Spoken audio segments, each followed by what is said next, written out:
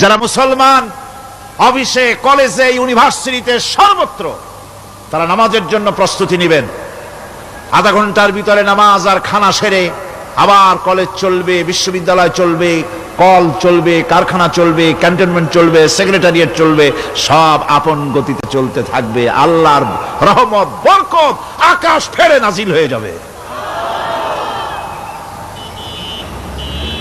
আর এই অর্ডার যে দেওয়া হবে, নামাজ পড়বেন, নামাজ পড়বেন সেখানে।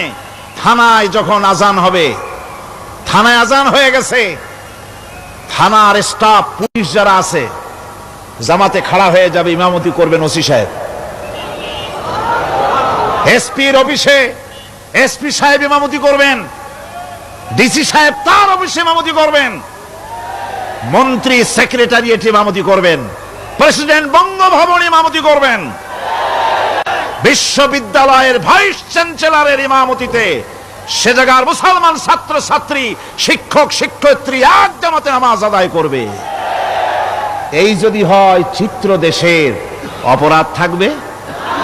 থানায় ওসি সাহেব নিজেই যদি জামাতের ইমামতি করেন, এইভাবে নামাজ আদায় করেন পুলিশদের নিয়ে জামাতে, ঘুষ আর খাবে তারা?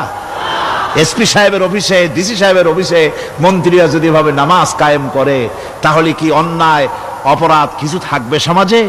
থাকবে না। সুতরাং নামাজ বাধ্যতামূলক করে দেওয়া হবে। নামাজ বাধ্যতামূলক, সকলকে নামাজ পড়তে হবে। নামাজ হচ্ছে অপকর্মের প্রতিবন্ধক। নামাজ পড়লে অন্যায় কাজ থেকে বাঁচার পথ।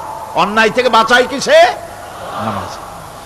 আল্লাহ রাব্বুল আলামিন বলেন, উতলু মা উহিয়া ইলাইকা মিনাল কিতাবি ওয়া কিমিস সালাম ইন্নাস সালাতা তানহা আনিল ফাহশাই ওয়াল মুনকার।